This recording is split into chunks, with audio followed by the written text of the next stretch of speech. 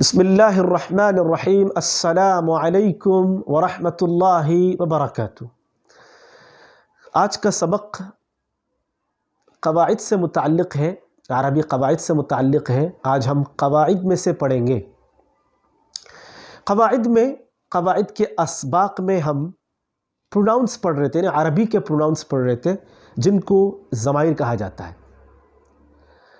اور ہم نے یہ بھی پڑھا تھا اسباق میں کہ جو عربی کے پروناؤنس ہوتے ہیں، جو عربی کے ضمائر ہوتے ہیں، وہ کبھی تو الگ استعمال ہوتے ہیں، یعنی کسی چیز سے ٹچ ہو کے استعمال نہیں ہوتا، الگ سے استعمال ہو رہے ہوتے ہیں، جیسے ہوا، ہما، ہم، ہوا مسلمن، ہما مسلمان، ہم مسلمون۔ یہاں پہ جو ضمائر آ رہے ہیں، پروناؤنس آ رہے ہیں، وہ الگ سے استعمال ہو رہے ہیں۔ اور یہ بھی بتایا تھا کہ کبھی کبھی یہی پروناؤنس، یعنی عربی کے ضمائر، عربی کے پروناؤنس کبھی کسی سے ٹچ ہو کے آ رہا ہوتا ہے، کبھی کسی سے مل کے آ رہا ہوتا ہے۔ کس سے؟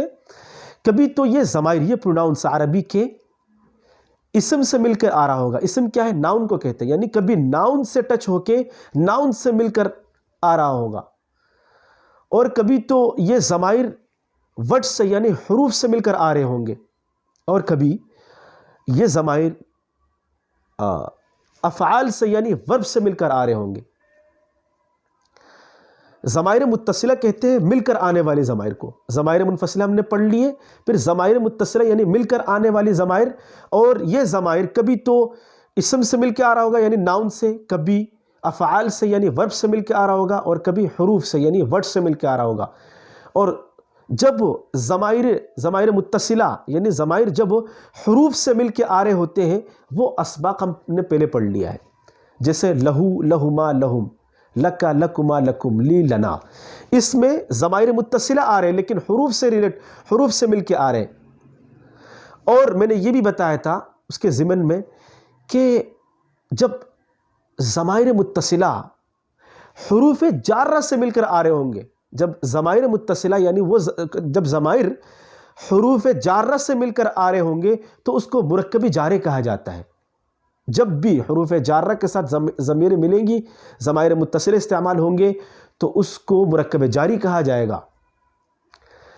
اور حروف جارہ ہمیشہ اپنے بعد آنے والے اسم کو زیر دیتا ہے۔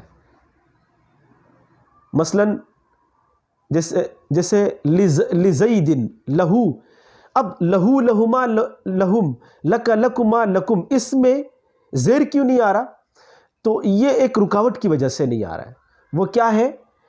وہ مبنی ہونا ہے، یعنی ضمائر سارے مبنی ہے، اس وجہ سے یہاں اعراب ظاہر نہیں ہو رہا ہے، لیکن اگر اس کی جگہ کوئی اسم ہوتا تو وہاں پہ اعراب ظاہر ہوتا۔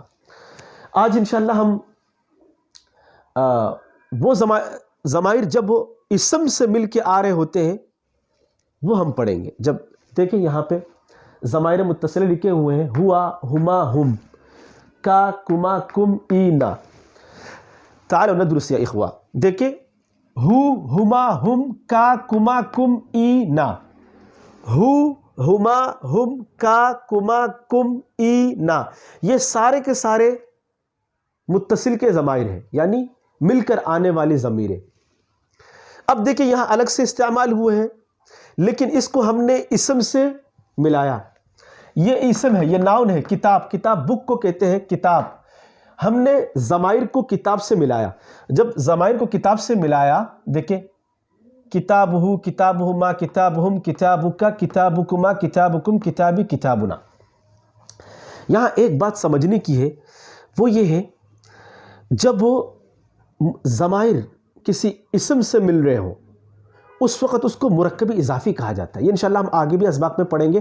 ابھی بھی تھوڑا سا آپ کے سامنے کلیئر کرنا چاہتا ہوں کہ جب بھی پروناؤنس عربی کے یعنی ضمائر کسی اسم سے مل کے آ رہے ہوں گے، استعمال ہو رہے ہوں گے، تو اس کو مرکب اضافی کہا جاتا ہے۔ مرکب اضافی یعنی اس میں پہلا جو ناؤن ہوگا، اسم ہوگا، وہ مضاف ہوگا، اور بعد میں آنے والی جو ضمائر ہے وہ مضاف الیہ بن رہے ہوں گے۔ تو اضافت کہتے ہیں دو لفظوں کو ملانے کو، دو لفظوں کے آپس میں ملنے کو یا دو لفظوں کے ملانے کو اضافت کہا جاتا ہے۔ جیسے دیکھیں یہاں پہ دو لفظوں کو ملایا ہے، یہ مرکب اضافی ہے۔ اس میں پہلا مضاف ہے، دوسرا مضاف الیہ ہے. جیسے دیکھیں کتابہ، کتابہما، یہ سارے مرکب اضافی ہیں، سب مرکب اضافی ہے، یا دو لفظوں سے مرکب ہے، دو لفظوں سے مل کے آ رہے ہیں، یا دو لفظ ہیں، دو کلمہ ہے. پہلا تو ناؤن ہے، دوسرا بھی ناؤن ہے لیکن ضمائر ہے، پروناؤن سے، ایک پروناؤن سے ایک ناؤن ہے، تو مل کے مرکب اضافی ہے. اب اس کے ترجمہ کیا بنیں گے؟